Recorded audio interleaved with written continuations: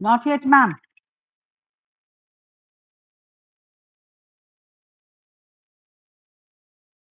We are live now. नमस्कार and good afternoon. स्क्वाफ webinar series जो हमने 21 जुलाई से शुरू की थी, उसके 8वें वेबिनार में जो डोमेन 4 इंक्लूसिव प्रैक्टिसेस पे है, आज आप सबका स्वागत है।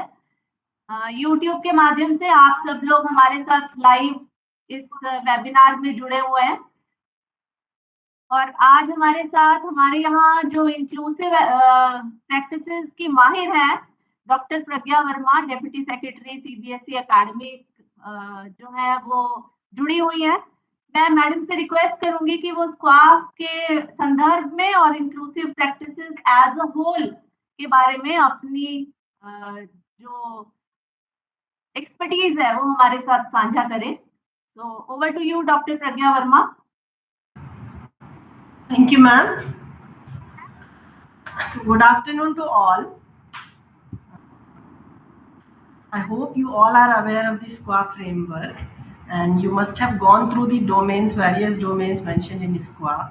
So one of the domain is inclusive education.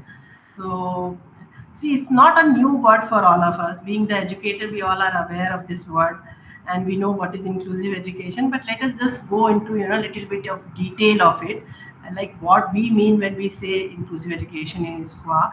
The first word itself is barrier-free environment. So am I audible to all? Yes, ma'am. Yes, ma'am. It's very included in a very brief manner in SQAA framework, but I've seen it. The first word says that it is barrier-free environment. So the better word could be creating the accessible school. So when we say creating the accessible school, it is not only in the physical manner, it is also in the way of the way you teach the students into the class, the way you assess the student into the class, the kind of facilities you create in the school. So it is a complete package kind of.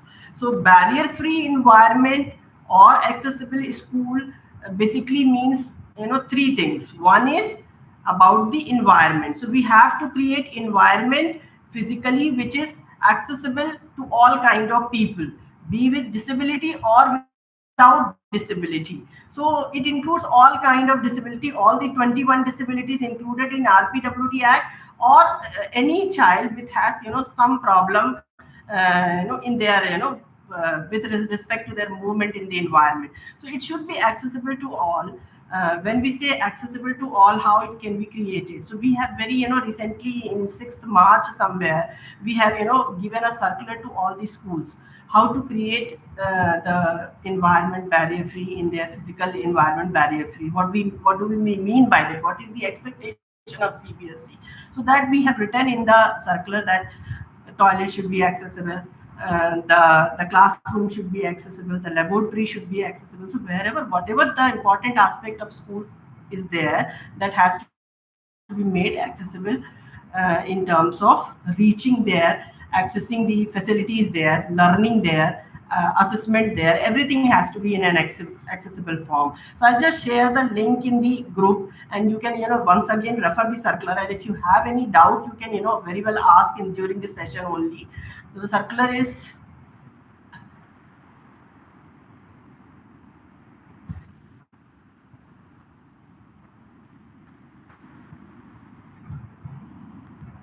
Voice is not reaching, ma'am. okay.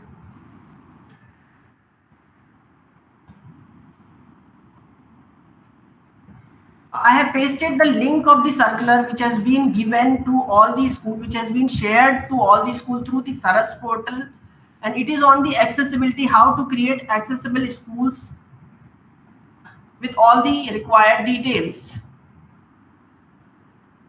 about the measurement, what kind of facilities are required and all. It is about the physical environment, accessibility in terms of physical requirement.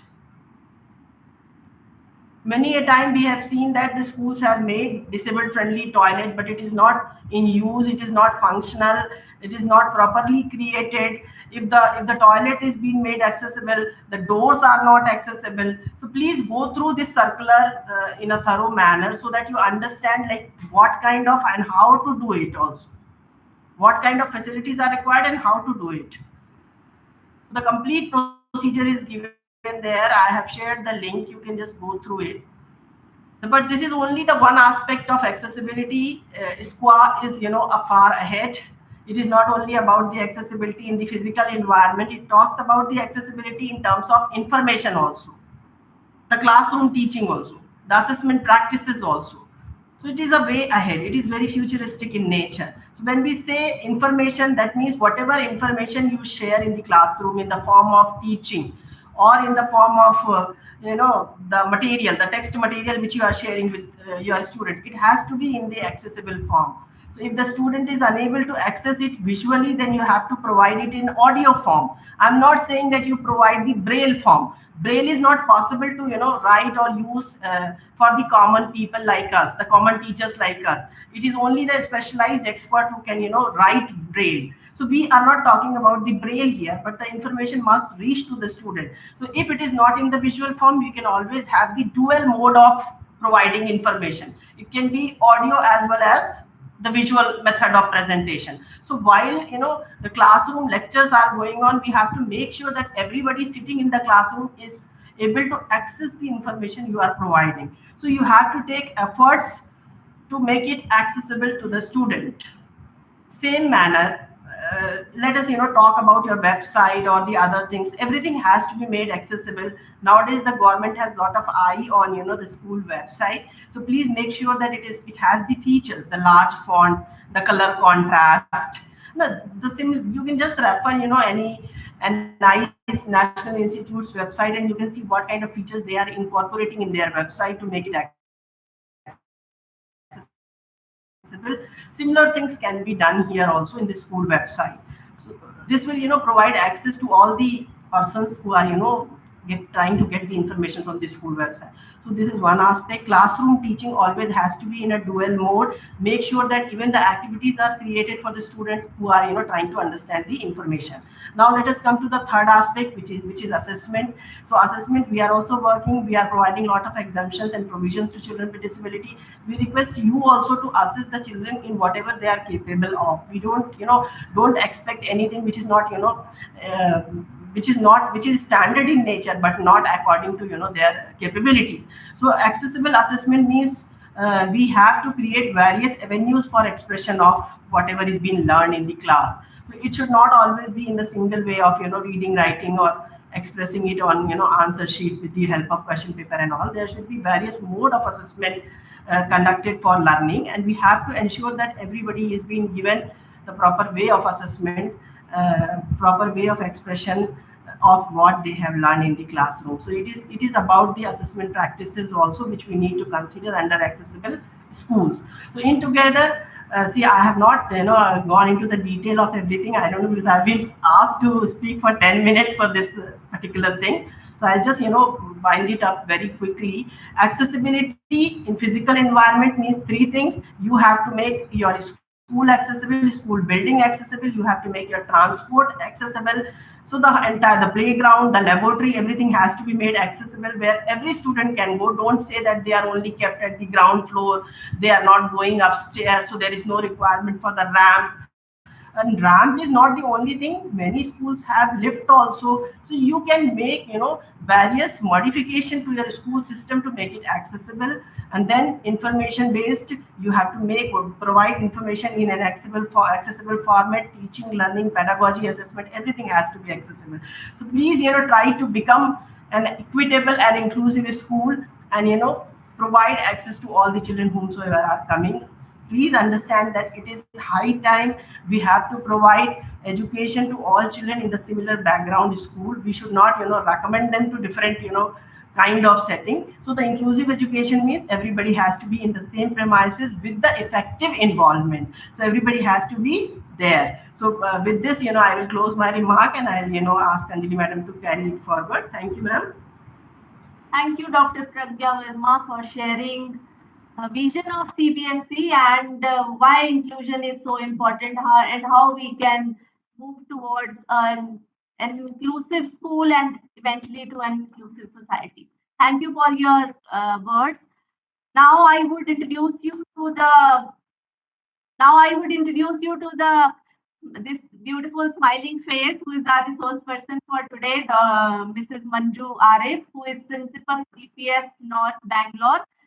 I think a lot of people are familiar with Manju ma'am since she is associated with inclusive education for a long, long time, and she has worked with us on various platforms for this wonderful cause of inclusion schools.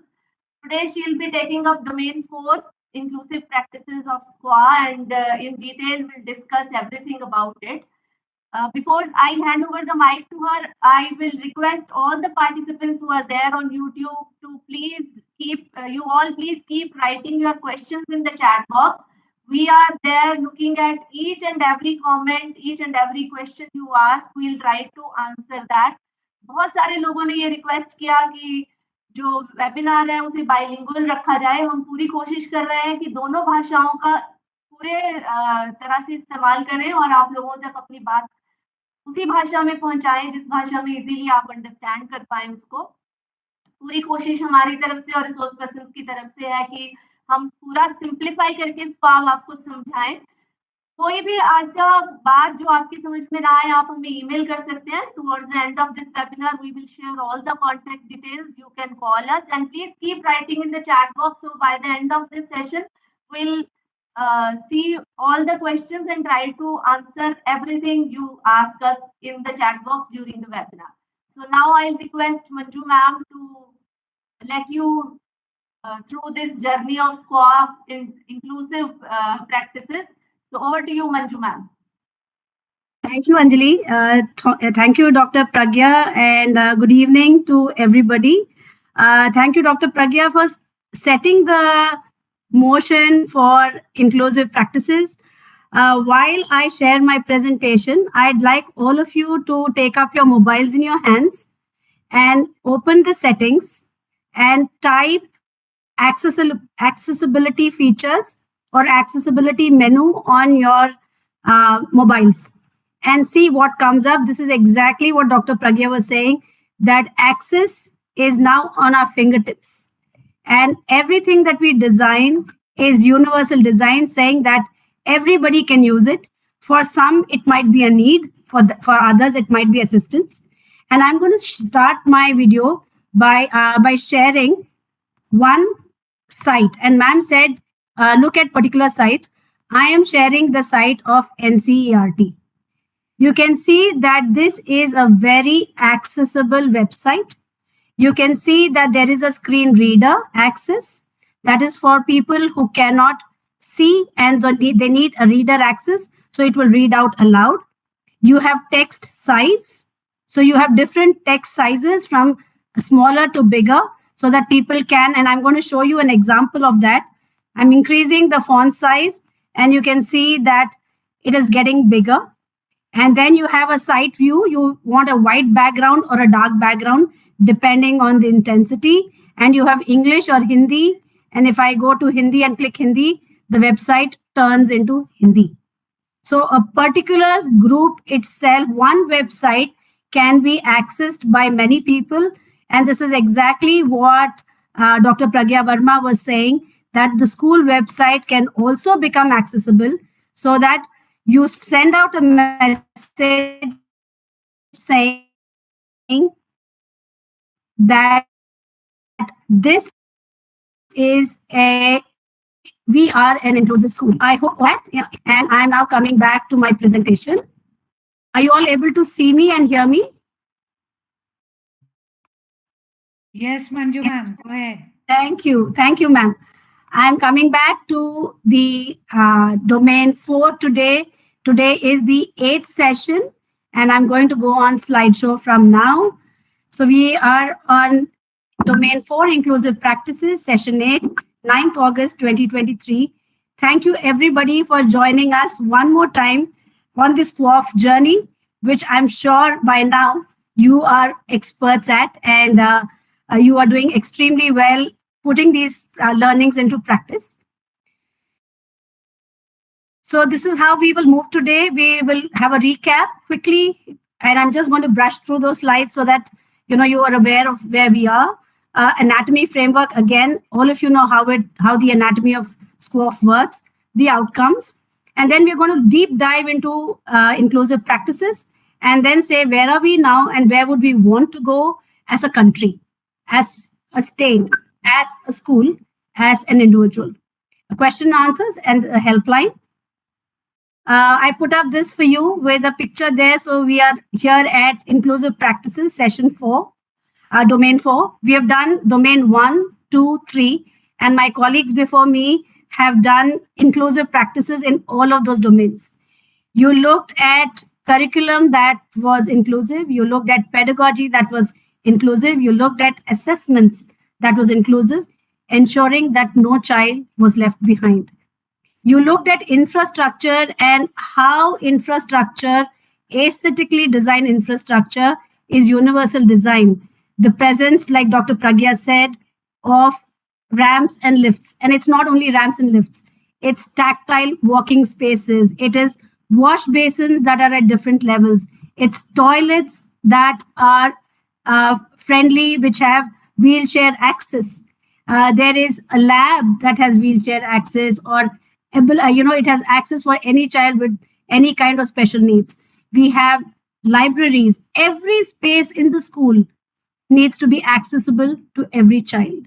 Human resources, again, very beautifully, it was brought about as how the child is the center of SQAAF and the NEP, and how every human around, it takes a village to raise a child, and how every human being in that space, every trusted human being, is actually human resource for the overall development of a child. Nothing of this would be possible. Inclusive practice would not be possible if we did not have management and governance that is supportive of this. Leadership and vision. You're all here because you're leaders with a vision and with a desire that every child reaches her or his highest potential. And it can only happen if all beneficiaries in the school ecosystem are satisfied. Every parent, every support staff, every teacher, the management, the alumni, the child himself or herself feels, this is my school and I feel valued, loved, and cared here. So again, the anatomy of this framework, there are domains, there are subdomains, there are standards, there are performance indicators, and totally 48 subdomains and 84 the standards. Very easy to remember, 48 and 84. And this is where we are. We are at inclusive practices with 5 subdomains and 7 standards. What are we going to look at? We are going to have a deeper understanding of diversity, equity, and inclusion. This is the buzzword. This is the buzzword. Everybody is talking about it. In fact, a report from World Economic Forum says that in the 2030s and the 2040s, there will be more jobs for people who understand inclusion, and there will be higher priority for DEI. And we are going to spend the session trying to understand what are the models of disability and appropriate terminology that needs to be used when we speak about disability. We're going to understand domain 4, its subdomain, standards, and performance indicators. We're going to apply these standards to our own school context and evaluate its impact on our student outcomes. We're going to look at a conscious movement from being a mainstream school to an inclusive school. Dr. Pragya again brought it very beautifully. She said, while the NEP allows for homeschooling, special schooling, NIOS, and inclusive education, our thrust should be at inclusive education so that all children enjoy the social ecosystem that a school provides, and so that we as a society can be a more empathetic, caring, interdependent society where it is not we versus them.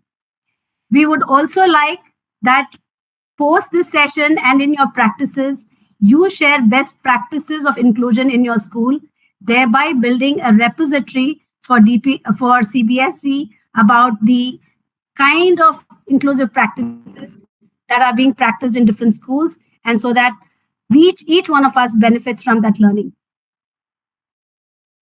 This is the overview of inclusive practices from the SQAAF manual, and I'm just looking at it with keywords.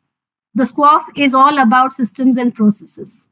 It is about fundamentally changing who we are and where we are to what we want to be, to what we want the world to be. It is about addressing the individual needs of every single child. The NEP talks extensively about personalized educational plans. It is talking about reaching the child and teaching and learning the way the child learns. It must adopt an effective model in which all students have an opportunity or opportunities to flourish. It is not to survive, it is to thrive. It also talks about how schools will value all students as equal members of the school community, and all their abilities will be acknowledged, academic and non-academic. This is a beautiful picture, and I'd like you all to start typing into the chat box of where do you see inclusion in this lovely picture? What are the kinds of inclusion you're seeing? And Shanti ma'am, I'd like you to please read out these responses for everybody. Sure. Thank you, ma'am. So there's a little time phase, so you just got to wait. Yes. Yeah. Yes. It's now come. Probably you can repeat the task. Yes, the task is for you to look at this picture and see where do you see inclusion in this picture. Where are the spaces, and what do you think of this model of a inclusive classroom, inclusive school?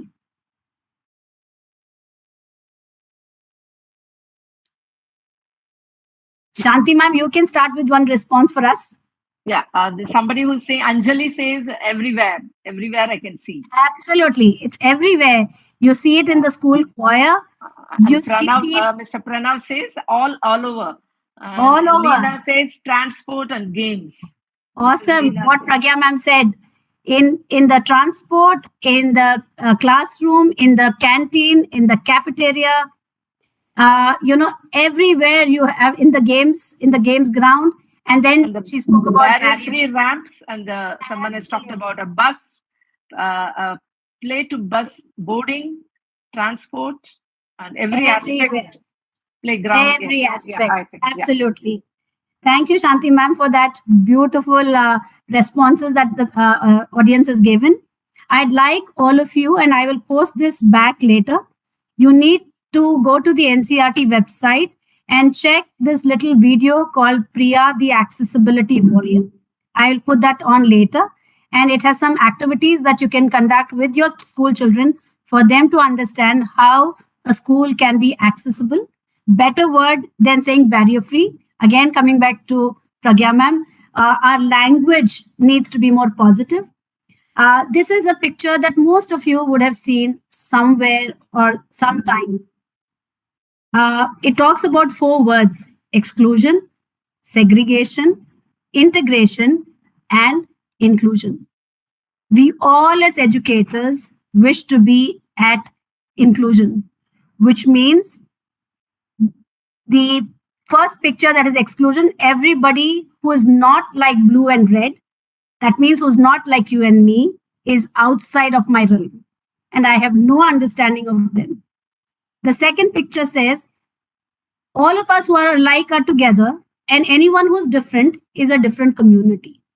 So it's we and them. The third says, no, they are a part of us. They are a subset of us, but still we are different. And the last one says that it is Vasudeva Kutumbakam. All of us are together. No matter where we are from, what we are, what our abilities or our disabilities, we are together. And here I'm going to come back. The space of inclusion has very specific terms, and these terms have changed over time. And what is right for one group is not right for another group. So while we all will try to be very sensitive and use the right terminology, we will also need to understand that these terms are fluid and they change over time, but we will look at some of the best practices from world across to say what is the most suitable terminology to be used. This is another beautiful picture, and while I will discuss the picture, I'd like participants to start typing in into the responses the difference between equity and equality. This is a very beautiful picture of children watching a match, a cricket match. And we have a person who is very privileged and is sitting in the balcony space. There is a child who is somewhere in between but can still see the match. And there's a little boy who couldn't make it to the match for whatever reason. He's there, but he can't watch the match. And then there comes a very beautiful teacher and says, they've all come to see this match. Let me give them equal opportunities. Let me give them something that will make them all equal. So a particular stand comes up with the same size benches. Another one person has been benefited. The privileges have been reduced, so nobody is privileged, but there is still someone who can't see the match. And then there comes a principal like you who understands something more and says, I think I need to support each child the way they want. The tall child can anyway see it. The child who is of medium height can be given 1, and the little boy can be given 2. Everybody is happy. Everybody is seeing the match. We are successful. And then we have Pragya ma'am coming, who's the expert on inclusion. And she says, wonderful, well done teachers and principals. But I think what we need to do is to make this sports match accessible. And accessible means barrier free. So she comes and removes this barrier. And from reality, we have gone to liberation. Isn't that beautiful? Shanti ma'am, any responses there? There are people who have commented. They're saying that according to the abilities, providing resources, and equity is best of all. And someone has mentioned that. And equality is providing all same opportunity, whereas equity is providing opportunity as per their needs. Perfect. Mentioned. Equity is according to ability. Equity is better than equality. There are different wonderful, brilliant responses. And in liberation, they are saying they've noted that even the dress is changed. Okay. That they okay, let me go back. Let me say that's good observation. Okay. Oh yes, yeah. The boy has trousers now instead of a full pant. So they all have house t-shirts and house trousers. Right. And, yeah. Okay. Beautiful observation. I've done this so many times, but I've never noticed this. Congratulations to the participant who said that. And Mrs. Vipin Nanda says equity means equal distribution despite of age, strength, and success. And a very good picture to understand. And also they say that equity where everyone is getting equal opportunity to watch. Right to freedom of watching is seen in the liberation. And catering to the needs of individual is equity. Providing same opportunity to all is called as equality. And of course, liberation is the best. Thank you. Thank you so much, ma'am. Thank you. इस slide में हमने ये दिखाया है कि teaching और डॉक्टरी में काफी समानता है.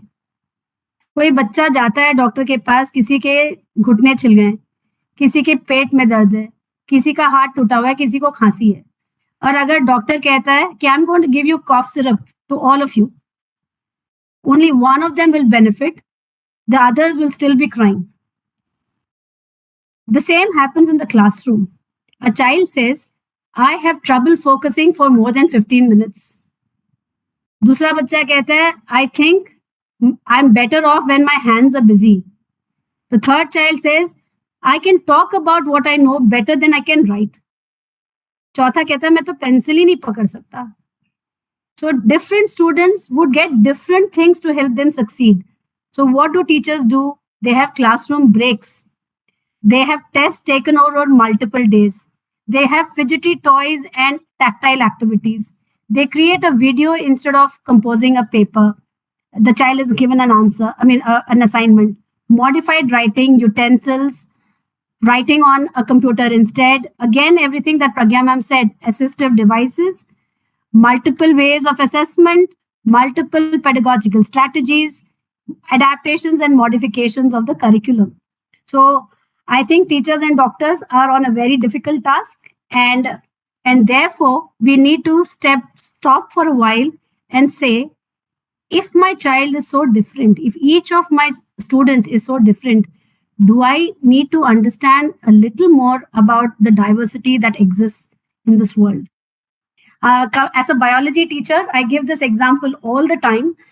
In biology, in grade 12 biology, there is a lesson on the ecosystem that says that the equatorial rainforests have survived through the ice ages. Why have they survived? And one of the reasons for that is the equatorial rainforests have such diversity in life forms that even if some of them, perish, the others will survive and regenerate life. That is the beauty of any diverse ecosystem. The more diversity you have, the more you thrive. The more you thrive, the more stable you are. And the more stable you are, the more you can replicate models of yourself. So if each of the schools and the schools who are participating today become inclusive, India will become inclusive.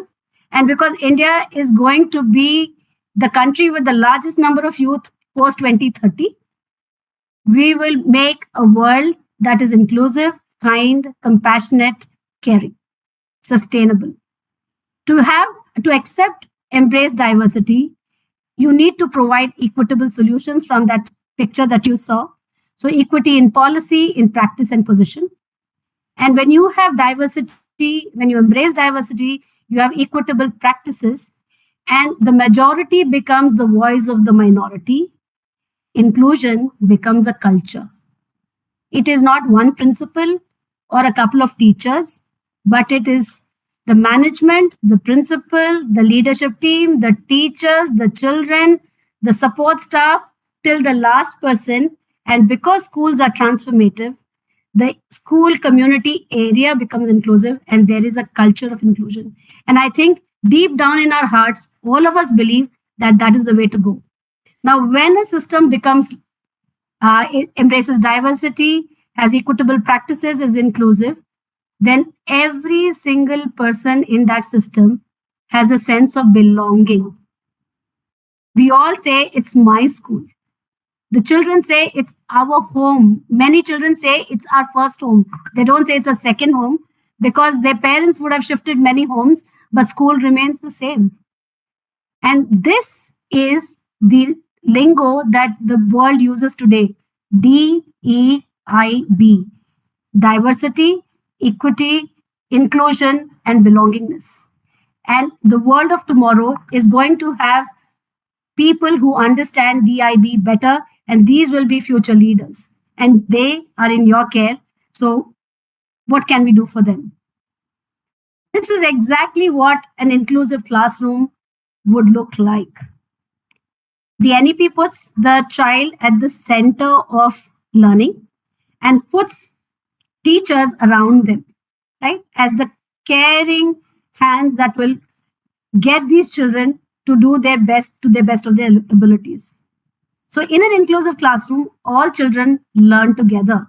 Again, Pragya ma'am said, no other room, in the same room, all children learn together.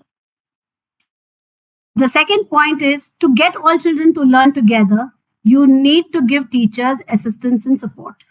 So leadership works on providing them this necessary infrastructure, the necessary the resources required, the capacity building to get to reach every child to their level. Then I'm coming down to the next. The teachers then, given all the support, will focus on the abilities of the child and not the disabilities. What a beautiful concept. I see pluses in every child. And when I put different pluses together, I have a resonance of energies. And when they work together as a group, they develop strengths that they don't have, learning from one another. In this process, teachers expand their skills. Teachers become lifelong learners because in their career of 30, 35 years, they will have thousands of children. Each child is different. And so the teacher becomes a lifelong learner. Connecting with individual learning styles. The teacher realizes I was an auditory learner, but the child sitting in front of me is kinesthetic. I listen to a teacher and so I like to give a lecture, but this student of mine wants to run around. So I'm going to give her activities that will enable her to move. So probably the assessment that she submits will be a dance. And by doing that, the child is able to express herself well and is able to learn well. Honoring the needs of all pupils equally. In the eyes of a teacher, there is just. She's fair. She's just. Valuing other cultures and perspectives. My children come from diverse communities, diverse backgrounds and cultures. Can they all be celebrated? Can we understand each other's perspectives? Can we celebrate diversity and individuality? हम जब छोटे थे तो एक गाना होता था, एक चिड़िया, उसमें था अनेकता में एकता, right? Can we celebrate this diversity and also celebrate the individualness that makes each one of us special? Can we provide nurturing that is shared respect and empathy? Is there empathy, which is going to be, empathy and EQ are going to be number one skills in the 2040s, because machines will do all mundane work. What is it that the human brain can do and the human mind and the heart can do that no machine can do? Empathy and respect. To do that, again, we'll have to understand that a classroom is diverse. And diversity has, each child has different needs. And this picture carefully says that. So I'm not going to stay here. This is what all your schools look like. This is what all our schools look like. And I would look to hear some feedback from some of the participants on what emotions you feel when you're looking at this picture. It's a school like yours and mine. What emotions come up when you see this slide?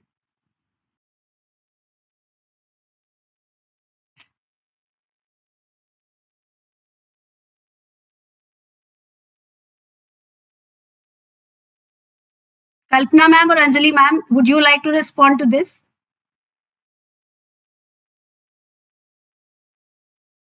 Shanti ma'am, any responses? Am I heard? Yeah, you are audible. I'm just waiting for the responses. Okay. The slide came just now in. Oh, I'm sorry. Question is, what emotions do you feel when you see this picture? Renu ma'am says the care for all children, accepting Beautiful. with empathy, and Srishti ma'am says warmth is seen, accessibility to all seen, and empathy, caring, and supportive and caring seen, says Manju Abhilash ma'am, and also each one is welcome here. One for all, compassion, empathy towards others, warmth is seen, love, affection is seen, embracing all is seen, a motherly love for all, safe and secure, accepting and supporting all. Everyone is same, homely and protective. And also someone saying feeling of belongingness is seen. Social strength, hugging a child. Hug for all, not just child. I'm so overwhelmed with the responses, Shanti ma'am. Yeah, so much. Thank you so much.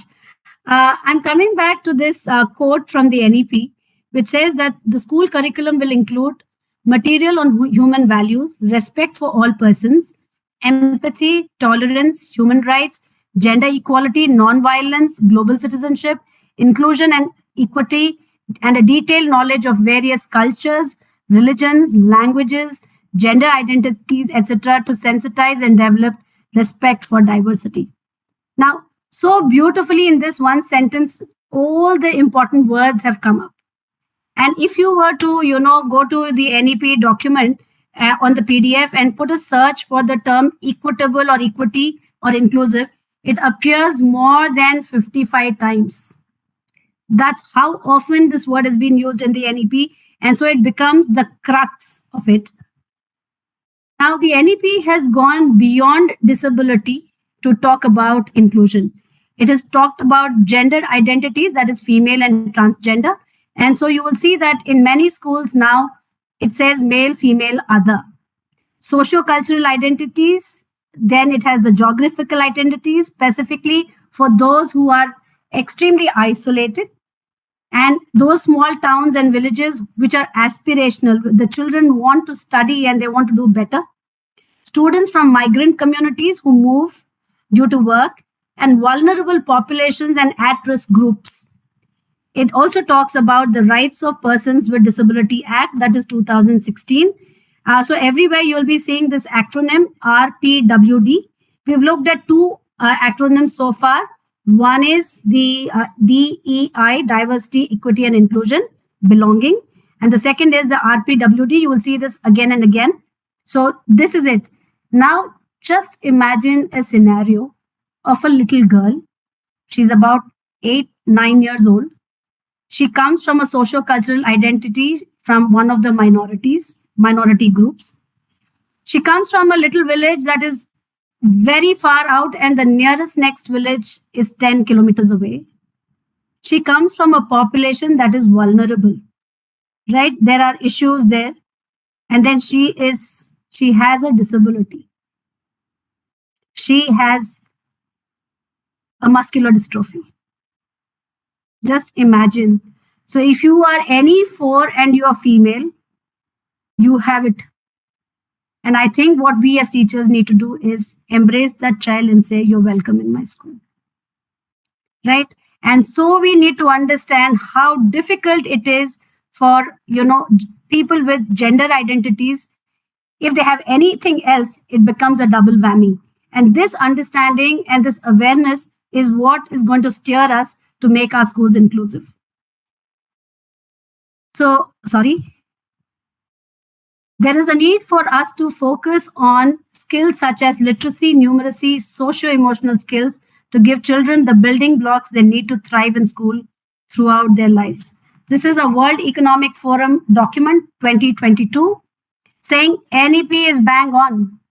It talks about foundational literacy and numeracy and socio-emotional skills, not for some, but for all. And so inclusion should happen if we want to prepare our children for the world of tomorrow. This is a statistic that I'm giving you from UNICEF. Today, as of today, there are 23,397 million children in the world under the age of 18, which means they are in school going age. Of them, 240 million children in the world today have some form of disability. The estimate is higher than previous figures and is based on a more meaningful and inclusive understanding of disability, which now considers several domains of functioning, including those related to psychosocial well-being. And everybody here will agree with me that the psychosocial well-being of children has taken a beating post the pandemic. While there have been learning gaps in academic pursuits, psychosocial well-being has been deeply impacted, and therefore for us to look at socio-emotional learning as key is fundamental. This is the graph that shows it shows that in South Asia, there are maximum number of children with disabilities. And the statistic says that 1 in 10, you saw the numbers, 2397 million versus 240 million. So 1 in 10 children is special needs. पर जब हम schools में जाते हैं, हम इन बच्चों को देखते ही नहीं है. टीचर्स कहते हैं हमारे स्कूल में तो ऐसे बच्चे हैं ही नहीं मैम. प्रिंसिपल्स भी यही कहते हैं कि हमारे स्कूल में बच्चे हैं ही नहीं. तो कहाँ हैं ये बच्चे? कौन इनको, ये कहाँ छिपे हैं? और इनको वहां छिपा रहना चाहिए कि उनको स्कूलों में होना चाहिए? This is a question that we will need to ask ourselves every day. And this is another beautiful fact that I wanted to share with you. This is again from UNICEF. It says, compared to children with disabilities, children with disabilities are 34% more likely to be stunted, 25% more likely to be wasted, 53% more likely to have symptoms of acute respiratory infection, 25% less likely to receive early stimulation and responsive care. 25% less likely to attend early childhood education. That means they will not have access to basic education at all. 16% less likely to be able to read or to be read at home. 42% less likely to have foundational reading and numeracy skills. 49% more likely to have never attended school. And I want you to look at that figure. Almost 50% of children with disabilities, that is 120 million children, might never ever go to school. 47 more likely to be out of primary school. 33% more likely to be in lower secondary school. 27% more likely to be in upper secondary school. 32% more likely to experience corporal punishment. 41% to be discriminated. 51% more likely to consider themselves unhappy. And I'm sure this is going to break all our hearts. If more than 1 in 2 children in our schools is unhappy or somewhere in the world is unhappy, it's going to break teachers' hearts. Because we want every children to walk into a school with a smile on their faces and go back. And so it becomes our duty to reach out to every child who's somewhere there and say, my doors are open, come to me. Come to us, come to this beautiful space that we call school. 20% less likely to have expectations of a better life. So they're starting life saying, there's no place for us. And I think that is why inclusion is important, because we need to include every child. I'd like some comments on this picture. Shanti ma'am, if it's taking a while, you can just repeat the thing after me. So in this picture, there are 3 children on top and there's a child at the bottom. Some disabilities look like this, some look like this. Can someone tell me what is the difference between the 2 pictures? The 3 children on top and the child at the bottom.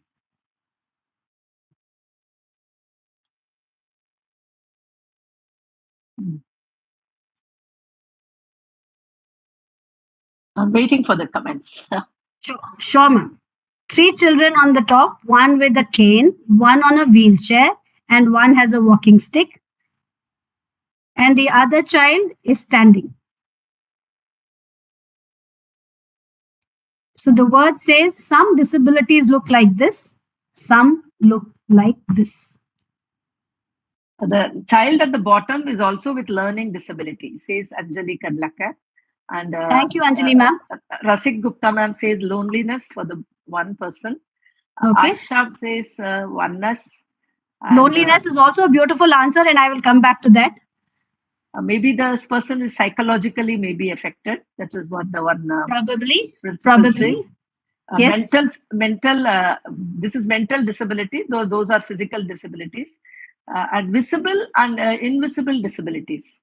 Fantastic. Mentally challenged. Shanti ma'am, you know, this is such an amazing audience. I don't think I have to say anything more. They've got every term right. One Anubha ma'am says very beautifully that always disability is not visible. Perfect. It is so true and so true, because disabilities can be visible, that you can see with your eyes, and so you will reach out to them. And there could be disabilities that you cannot see and they're invisible. Yeah, that's right? What Abraham Matthew also says, hidden disability. Absolutely. Hidden or invisible disabilities. And in this everybody's absolutely beautiful comments. I think I can't go through everything. It's rolling so fast. I think exceptional good comments. I think awesome. My job is done.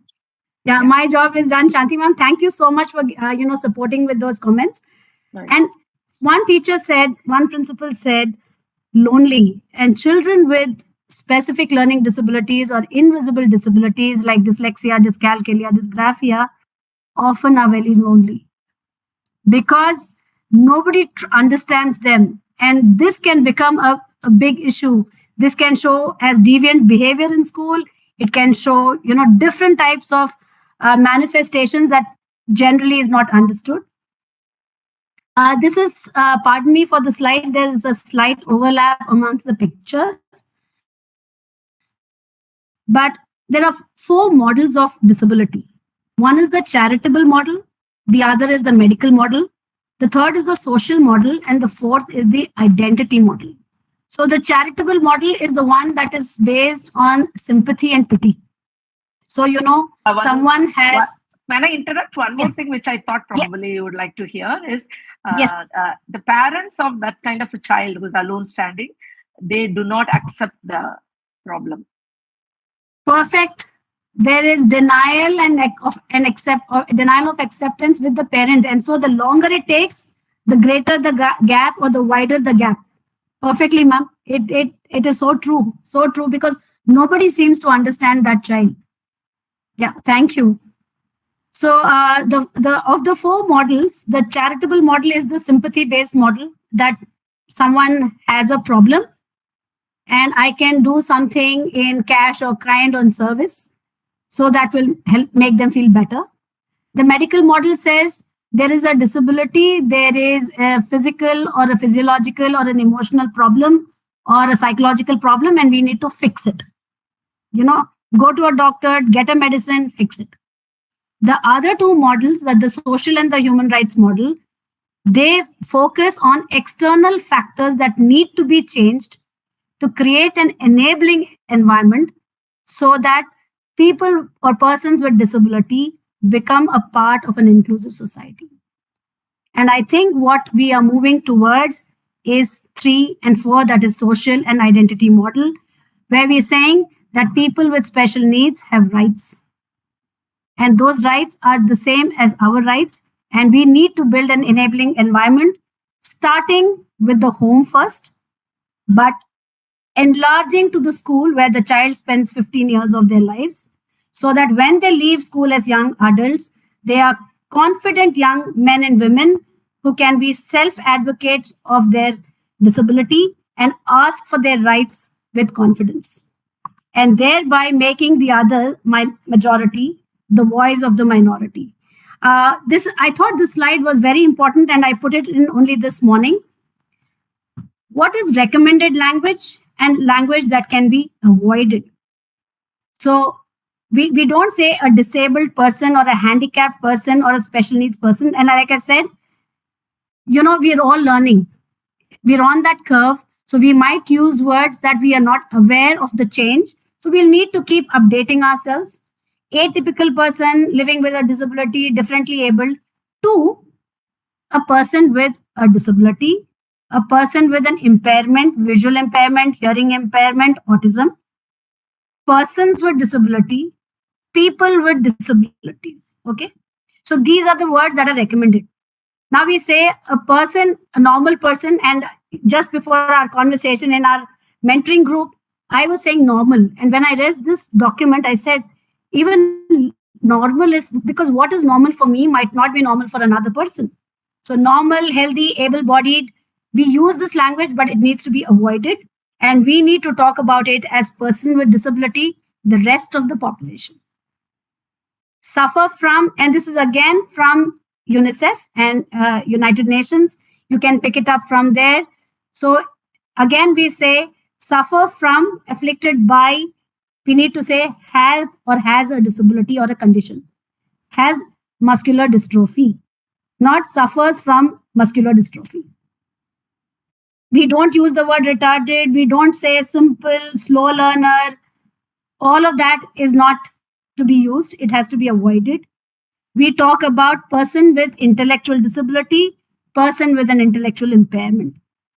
We don't use all the other words that are used there. We don't say a child is hypersensitive anymore.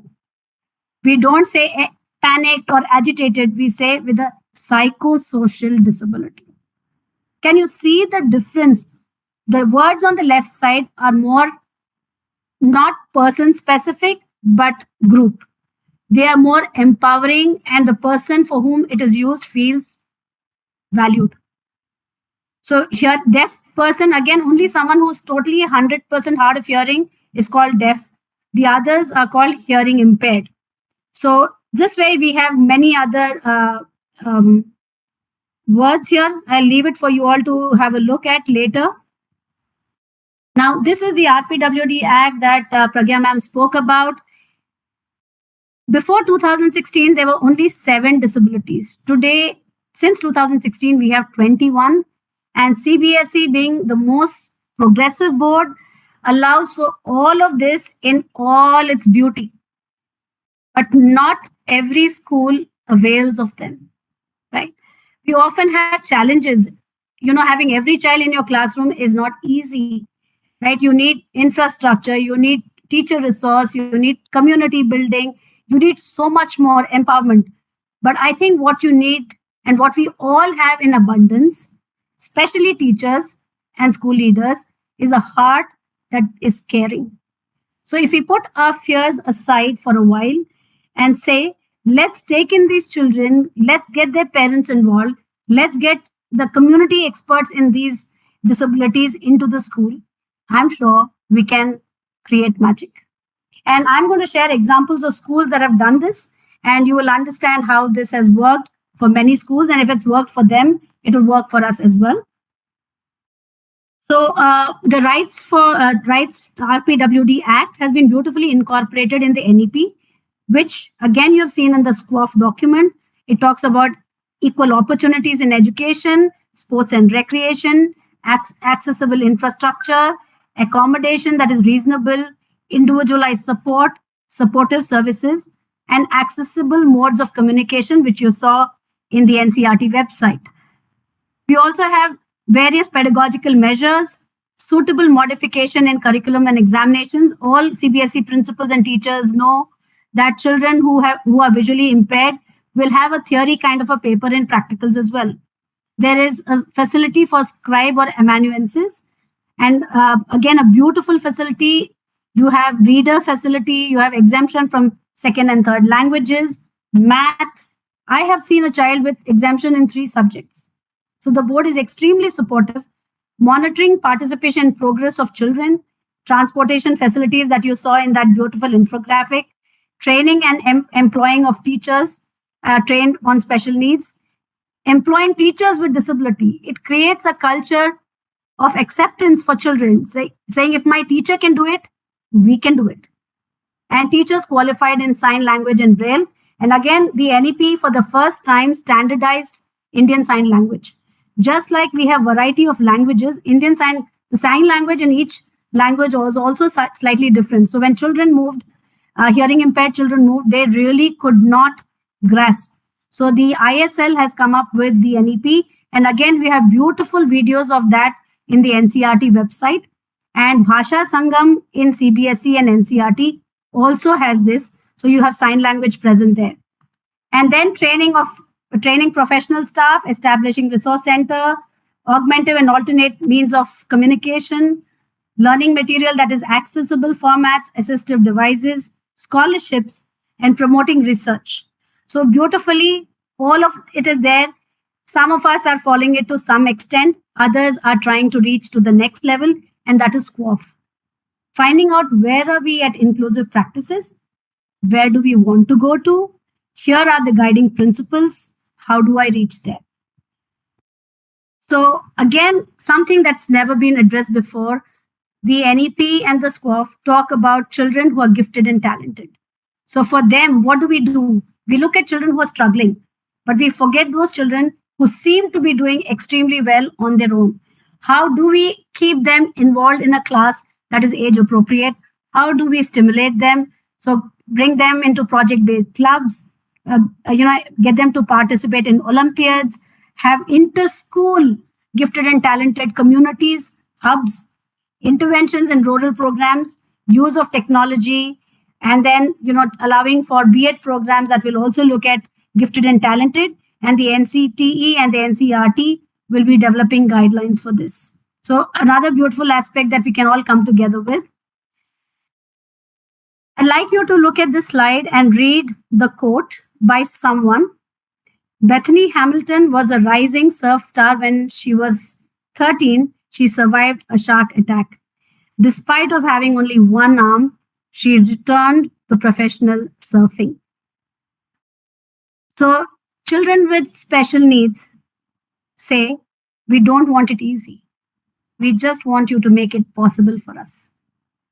Here are 4 stories of children from different schools. The first is of a picture of a girl who is visually impaired but became an NCC cadet and a star.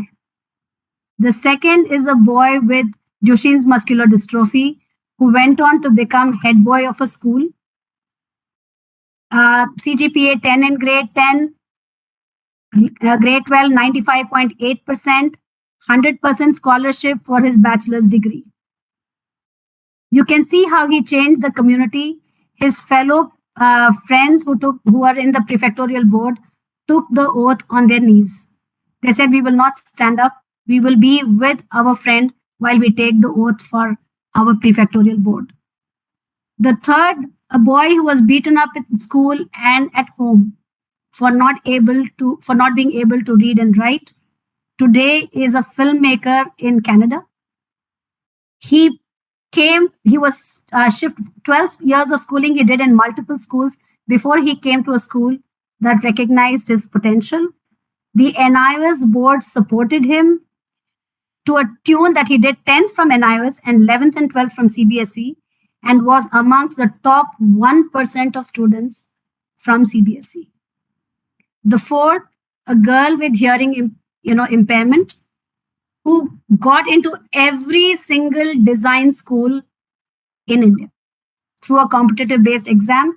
She faced her interviews.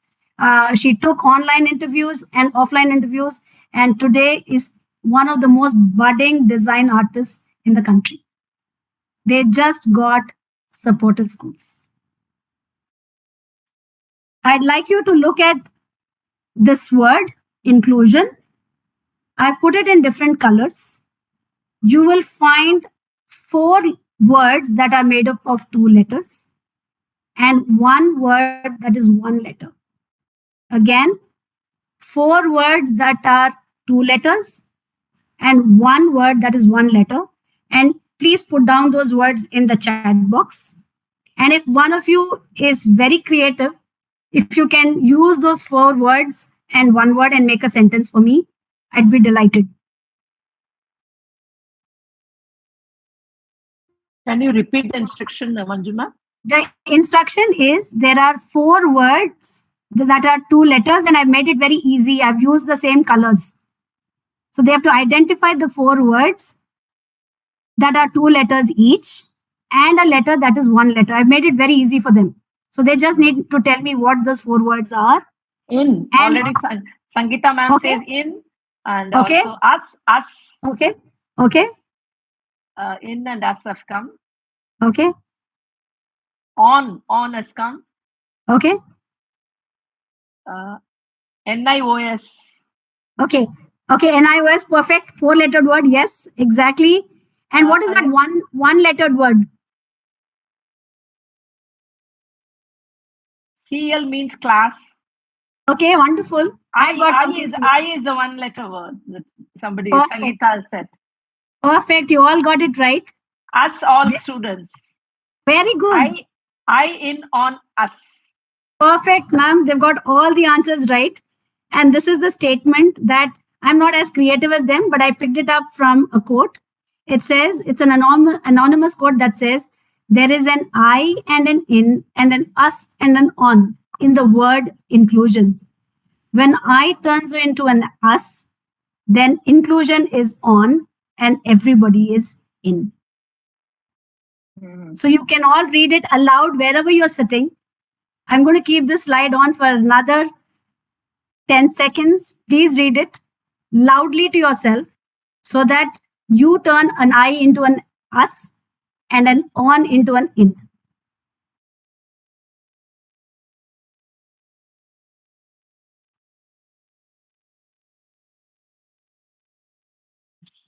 So I think everybody said that, and I can hear those noises far, far away in Bangalore where I'm seated.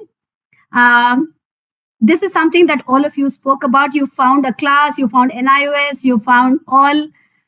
So inclusion is getting everybody in. It's the word all. A small 3-lettered word says inclusion. It looks at strengths. It only looks at strengths that each one of us has and brings them to resonance with each other's. It's teamwork. Inclusion is not about the principal or one teacher. It is about the principal, the teachers, the management, the parents, the community, and the child and the children. So can we create this team that will ensure that every child is in school and no child is left behind? It is about bringing the marginalized to the mainstream. Now, very often I have principals saying, पता नहीं CBSE कितने course कराती है, pedagogical leadership भी कराती है, स्कोआफ भी कराती है, 21st century skills भी कराती है, then we also have to do multiple intelligences, socio emotional learning, blah blah blah blah blah, and there's so many and we don't have the time, right? But when you look at it closely, they're all interrelated and they all speak the same language, and there might be terms and terminology that are specific to a particular one, but all of them are actually moving towards the same. And this is the 21st century skills. And you can see there are 16 skills that are categorized into 3: foundational literary skills, competency skills, and character quality skills. Now I'm going to go to the next slide, which says this very beautifully. And I want you to look at that center from which all other skills are emanating. It says how to teach all skills. Please pay attention to all skills and what we want: all skills for all children. That is our tagline. And you will see how the NEP beautifully brings this in, how the SDG brings it in, how Howard Gardner's theory of multiple intelligence comes in, how every single aspect that we learn as pedagogical strategies and as management criteria is right here.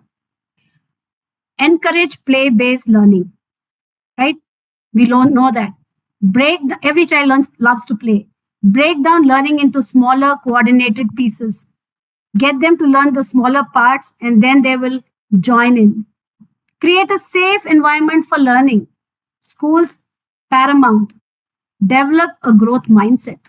What all my predecessors in your sessions have been saying, the essence of SQAA, a growth mindset. A mindset that's flexible and not rigid. Fostering, nurturing relationships. Understanding the human within each one of us. Allow time to focus, and this focus time changes or varies from one child to another. You know, your time, learning at your own pace. Reflective reasoning and analysis. Why are we doing something and how will it impact student learning? Praise. Each one of us likes praise. Your comments on the chat box makes me want to do this session. You know, I want to go further more than what I've prepared for it. Guide a child's discovery of topics. And every child might have a different discovery. You know, make time for it. Help children take advantage of their personality and strengths that we've been talking about. You know, very often in classroom, we say, you are not able to do this and you are not doing this, rather than saying, I see this in you and this is your strength. Can we work on it? You know, so that you get better at it and then work with someone who has another strength. Provide appropriate challenges.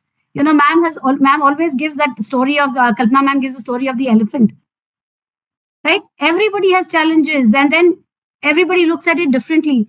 Do we see their challenges and then provide the appropriate scaffolding? Offer engaged caregiving. Children might need care. There might be problems back home that they are not able to resolve. And you saw that 240 million children have more problems than others. What is the reason? Provide clear learning objectives targeting explicit skills.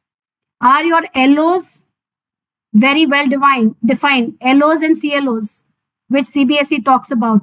If they are defined, then do you know what competencies do you want to build in your children? And then are you aware that these are the learning outcomes that my children should have when they finish a particular grade? Use a hands-on experiential approach. So this is something that we all do. And this is all it requires to get all children to learn. So 21st century is there in your classrooms. You prepared your children for the next world. Now, this is again coming back. We're now going back specifically to the domain. Thank you, everybody, for being so patient. This is an inclusive ecosystem. An inclusive ecosystem does not end at the school. The child, the parents, the neighbors, the outside community, interpersonal. That's just one level.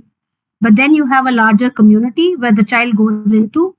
Then you have institutions, that is educational administrators, technology developers, researchers, investors who invest in schooling. So they become a part of an inclusive system. And then we have people like Pragya ma'am and Anjali ma'am at CBSE who make curriculum. And then we have the ministry that makes policies, and we have organizations like the NCRT that provide research and training. So everything, each one of them goes into it to form an inclusive setup. And so everybody plays a vital role. This is domain 4. All of you would have gone through the SQAAF manual by now. So you all know about it. I've just highlighted a few words, barrier free. And I think with Pragya ma'am, it's going to change to accessible very soon. So we've spoken about equity and inclusivity at length. We've looked at accessible curriculum, pedagogy, and assessment that you've done in your previous sessions. We've looked at, inclusive sport, that is important. Again, you came through that in pedagogy and in curriculum and pedagogy. Safe transportation, yes, very, very, there is the safety rules for children in schools that buses need to have speed governors. You cannot go beyond a particular speed. Windows have to have grills. You need to have doors closed. To an extent that schools that can afford are also having seat belts, and schools that can afford are also having ramps like you saw in the picture. But 4.4 is the key subdomain to say that all the above 3 can happen if there is a culture of compassion, care, and empathy towards all. And a new subdomain has been added, which looks at gender. And if you look at it, it says, self-defense training instills a sense of confidence, promotes physical fitness, and enhances emotional well-being among the girls. Now, some of you might ask, why? Why this for the girls? 50% of the world's population has been marginalized for centuries and thousands of years. It is for us to get them back. So anything that instills confidence, promotes physical fitness, and enhances their emotional well-being is key. And so SQAAF has added this point. You all are aware of the 4 levels of the performance indicators: inceptive, transient, stable, and dynamic. Dynamic evolving. So I just highlighted a few. I think again in the previous session, you were informed that it's inclusive practices, and most of you would have gone through it. Again, I've just highlighted a few things that say what schools do. There's a word here called cross-disability, and I want to emphasize on that point. When we talk about special schools, there are schools for the blind, there are schools for the visually impaired, hearing impaired, schools for the dumb, schools for the deaf and dumb and blind, like the Helen Keller School. But in inclusive schools, you will have children with multiple issues. And therefore, a teacher in an inclusive school or the leadership in an inclusive school must understand cross-disability. What are the different disabilities and how do we navigate through them? How do we get all our teachers to be empowered to handle this very diverse classroom? And for that, what you need is a culture that is invested in learning, a culture that believes in positive reinforcement, a culture that believes in a growth mindset, and a culture that believes in all. So again, this is just the next slide, and we've already spoken about the NEP in depth. We will look at affiliation CBSE bylaws, the examination bylaws. We're going to look at the RT, all of you are aware of, the RPWD Act we have spoken about sometimes in this session, and the guidelines. So these are some of these suggested supporting documents. Schools can have other documents, they could have more documents, but these are just to help schools to say, are we on that path? Are we on that journey? No school can say, I have all of it and I've reached it all. If you're at level 4, then you can become a better version of level 4. And this is only for us. This is our self-improvement plan. And that is SQAAF, non-threatening self-improvement to learn from others and sharing of good practices. This slide is just putting all those documents into an infographic. RCI is the Rehabilitation Council of India. They provide assessment reports for children with special needs. And this is the CBSE document, which talks about, rights of persons with disabilities, 14.15 and 14.15 and point 2. This is the examination bylaws for CBSE, which again talks about the exemptions and concessions with standard operating procedures for those seeking exemptions. It's a detailed document. It is a true document in the inclusive sense, stating from the child to the parent, to the class teacher, to the school counselor or the special educator, the principal and the doctor outside or the person who is working on the child and giving the document, the assessment report. Everybody's input is required for CBSE to finally grant that exemption. And you can see, I've given 2 examples here. Here, these are all physical disabilities that can be seen, the visible ones. And then you see there are 10 spaces. You have flexibility in choosing of a subject. You have relaxation in attendance. You have exemption of studying a second language. You have examination through computers. You have scribe and compensatory time in case of hand dysfunction. You have examinations on the ground floor. In the subjects where practicals are invoked, theory papers can be given. Permitting assistive devices with a doctor's advice, options of skill-based subjects, and waiving of the registration fee. So you see, there are so many, and in this particular case, 3 out of the 4 cases have about 9 exemptions. Just imagine with what confidence this child will go for the exam. And why would a child who's got all the support in school and the support from the board not do extremely well in the examinations? Now, with children with specific disabilities, the invisibilities that we do not see, and there are plenty of them, and they are 1 in 6, not 1 in 10, they're 1 in 6 or 7. You see, there is choice of subject, there's relaxation of attendance. And so you will have children in your schools who are exempt from second language, from math, and like I said, even science.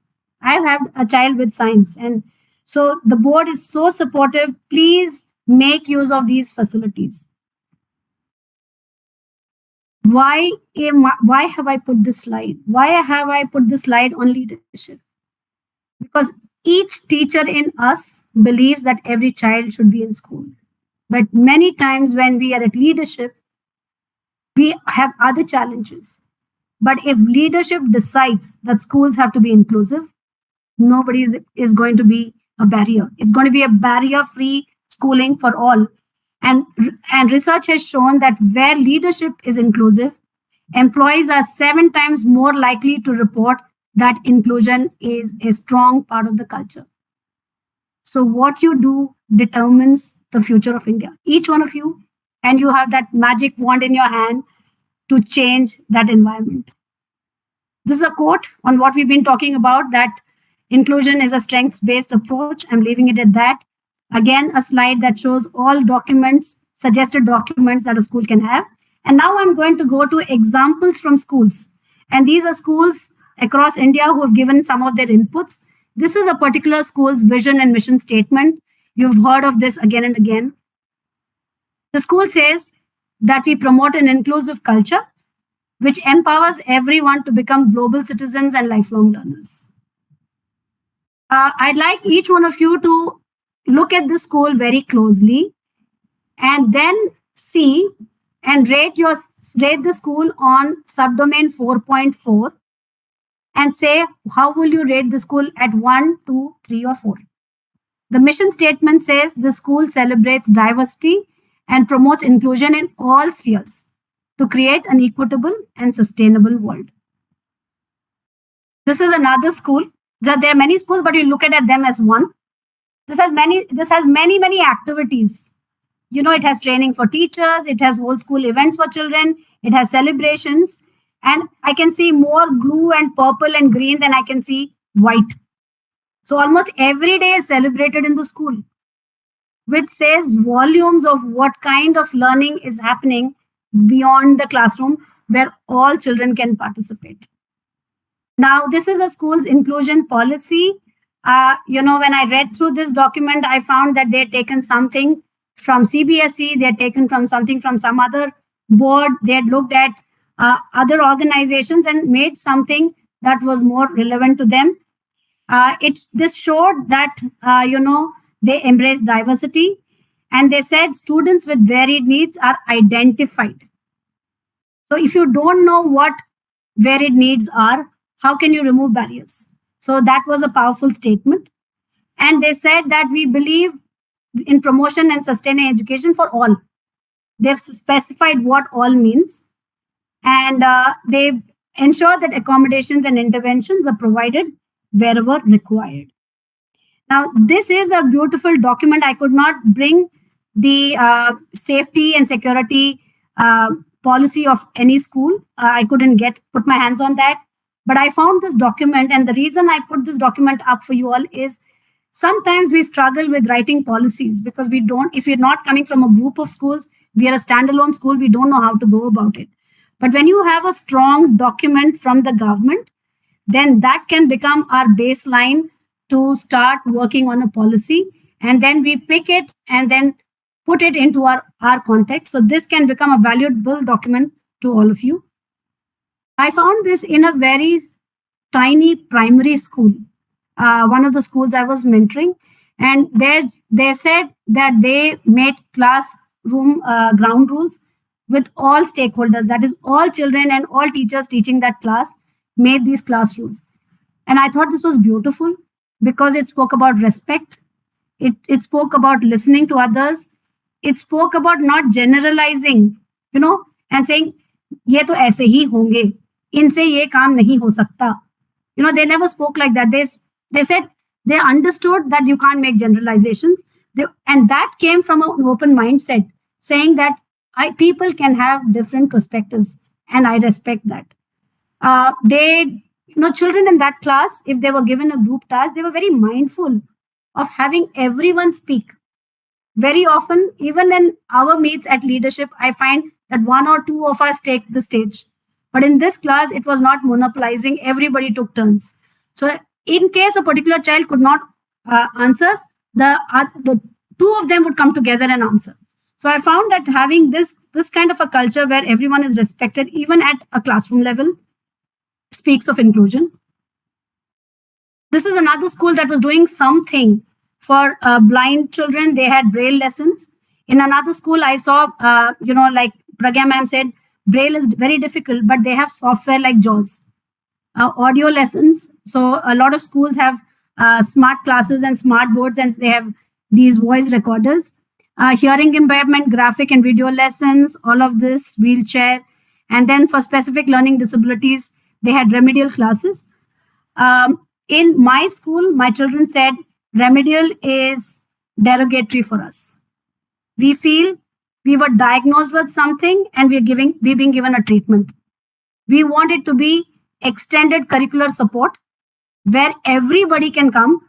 The child who knows everything but wants to do an extra sum with the teacher, and those of us struggling, and anyone who wants a clarification of doubts.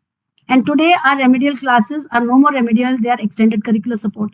So again, listening to the voice of the minority is something that an inclusive school does. This is an example of a school that gave me a checklist. We said a teacher needs to be aware of the need of the child and then remove the barrier. But not every teacher is trained into special needs. So while schools over a long period of time, over a long-term planning can say all my 100 teachers will be trained in special needs or learning disabilities, one can start off with the school counselor and the special educator working as a team and giving a checklist. And every teacher is given this at the beginning of the year, and they look at it grade-wise, age-appropriate, tick them up. A similar one can be given to the parents, and both these documents could be collated, and the special educator and the counselor could work on it and then take it forward, empowering the teacher in the classroom. The IEP, you can see that the child is there. He's written my IEP. Then there are long-term goals and there are short-term goals. This is from an old document, so the date is 2013 or 14. And And this is a teacher's diary and lesson plan. We all make it. The reason I picked it up was, and it's not very clear, but at the bottom of the first page, it says IEP strategies, IEP or strategies or special educational needs. And they have kind of explained it in the second page, where it says that this is a whole group activity. It is universal design. All children can do it, right? And then they have specific activities that are for individual children, which could be differentiated instruction, or it could be a small group activity or a large group activity. I found this also to be extremely interesting. We talk about curriculum, we talk about pedagogical strategies, curriculum modifications, pedagogical strategies. Assessments. Now, this child is also going to take the same test like your other children. Typically, they would have got a 0 because they couldn't have answered properly. But again, like Pragya ma'am said, can we have different forms of assessment? Can I mark my child for oral? Can I mark my child for a presentation? And in this case, the school said that if a child requires extended curricular support and guided learning, the child writing a complete answer in one word will get half a mark. Okay, this is for a special needs child. For children answering orally in a sentence and having a formal assessment report, full marks. So if you have an assessment report, and many times the assessment report doesn't happen because their parent is in denial, and you cannot force it on the parents. The parent has to be a part of this conversation and must believe that my child needs this help. Only then can we ask a child to be taken for assessment. So, but when there is acceptance, when there is participation, when there is experts' feedback and report, then the child gets a full mark. Now, this is hobby classes in the school have plenty of activities that all children can participate in. There are these suggestion boxes where children can talk about their issues and problems. Very important in an inclusive culture where voices are heard. This is a report where I'm running short of time, so I'm going to go a little faster now, where a child with special needs or children who are struggling were assessed over a period of time. So there are 3 reports. You can see that there has been an improvement in most cases, and there's feedback. This is another similar one. Now, special education is teamwork. In this particular slide, you will see how the identification by the class teacher is then taken up to the coordinator or the head of counseling, and the parents are called in. Then there's an informal assessment. Then the parents meet the school team. Then the parents' consent is needed. Then the child is sent for formal assessment. If the child needs a support in school, a shadow is provided. If the mother can come in, the mother can come in. Then all the examination support as prescribed by the board is given. Interventions are planned and different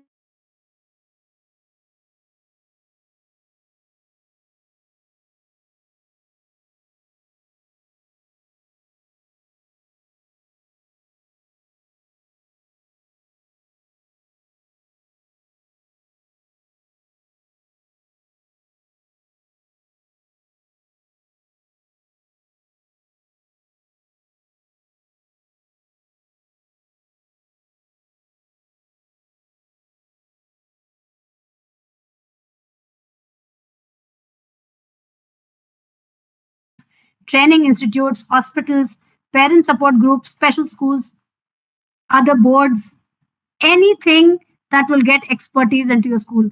As a school, we can't be, a master of everything, but the community is enriched. And if we can use their services, we would make our school a more inclusive school. Now, a very established school that was doing very well with inclusion and were reputed for their inclusion, they conduct these surveys every year to find out how many of their teachers really understand inclusion. And you will be surprised that 60% of the teachers got a 62 score out of 100. So they were above the median, which is a typical bell-shaped curve. And only 3 out of those 240 teachers got 100. And a similar 3 got around 20. The beauty of the school celebrated saying there was no one at 0. So everyone understood inclusion, but at variant levels. Now, why did they do this? They did this so that the bell could move rightward. They believed that there will always be people, newcomers coming in, old people with a slightly fixed mindset. It will take time. It will be self-paced. It will move over time. But over time, they expected the graph to move rightwards. And if all of us could engage in this, it would be beautiful. These are some pictures from schools where there's capacity building for teachers, some informal, some conducted by the Department of Counseling and Special Ed, some conducted by experts. You can also see parent empowerment. You can see support staff being, that is, the attenders, the bus drivers, the security staff, the housekeeping staff, all of them being trained into this. This is a teacher who has special needs in the class. It empowers children. It believes if sir can do it or ma'am can do it, everybody can do it. To see successful people with special needs succeed in life is so much required for children who are struggling. This is an example of universal design for learning. And I've used this word, I thought I'll explain this. So universal design comes from architecture. So when people started building infrastructure or homes or offices, they believed, it should be accessible for all. So they started building ramps, they started having elevators, they started having washrooms that were accessible, railings on the wall, drinking water stations that were accessible, tactile indicators, all of it, voice on the lift, all of that. So education took it into themselves and said, in school infrastructure, in universal design infrastructure in schools, can we have universal design in curriculum, pedagogy, assessment, sports, transport, right? And that's where UDL came in. It's a beautiful concept. You can pick it up on the net from an organization called CAST. And universal design for learning believes in, Shanti ma'am, just keep me posted on the time, multiple modes of engagement, multiple modes of representation, and multiple modes of action and expression. So you can see that in the first picture, the child, this is a whole classroom and there are teachers and students around. This child cannot take from what is on the board. So the teacher has these small cutouts and all of us have these in our classrooms. And then she is making sentences. She's not able to write as yet. So she will put these words like the girl in the second picture. The first was an English class. The second is a Kannada class, same concept. But the child is using these cutouts to explain because she cannot come back and write either on the board or on her in her notebook. The third child is taking an exam where there's an action and expression. This is assessment. And again, this has been modified for her needs. So there will be more questions. If there is something, this is a visually impaired child, so cannot do a question on a graph. So she had some other questions with larger font size. Assistive technology, where a child requires a laptop for JAWS, or, someone needs a screen that can capture images. A lot of assistive technology is possible in classrooms today. All classrooms are smart in most schools, in most CBSE schools. This is a picture of a child who has hearing impairment and a child who is working with him. And both of them are working on a project together, collaborative learning. In the last case, there is a child with a shadow help. One-on-one is learning while the rest of the class is performing their task. He is sitting with a group of other children who are being helped by another teacher. This is skilling and upskilling, where children are learning to do multiple activities other than, the academic subjects.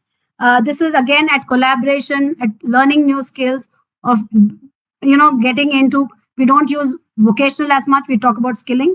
And in this picture on the right-hand side, you can see boys and girls are both cooking for a special meal at the cafeteria. A particular school teaches Braille as a club activity. So this is an example of that. This is another school that teaches sign language as an activity. When we introduced this in my school, my children said, now we can chat in the classroom without the teacher knowing that we're talking, which was kind of difficult because then they could do the same during an examination. But jokes aside, what a beautiful prospect to be speaking a language or engaging in a language. If you're a doctor and if you could sign, you would have so many more patients coming to you. This is a school's responsibility of going and working in the community and raising awareness about diversity, equity, and inclusion, and saying how we're all one and how we can learn together.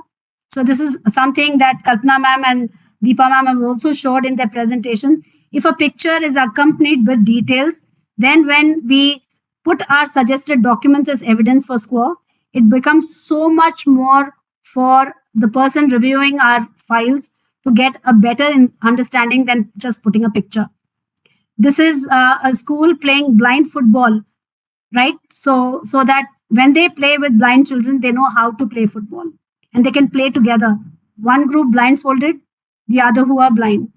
Another example of children swimming with children with physical disability, hearing impairment, and visual impairment. All kinds of children can. Water is a great leveler. All children love water just like they love music. So can music and art and dance become leveling grounds? This is collaboration with parents coming in as support, and then parents becoming vocational trainers, becoming teachers in the school, and parents and teachers interacting. Parent as a scribe also. Parents with children with special needs are often isolated. Can schools become a parent support group space where parents can come together and support one another? Getting experts who are from the field of technology or from the field of medicine or special needs itself, bringing them and getting them to speak is enriching your resources. So schools that are doing this are doing wonderfully well. A particular school runs events, and every time they have a webinar, they have a sign language interpreter, because like today, their programs are YouTube telecast.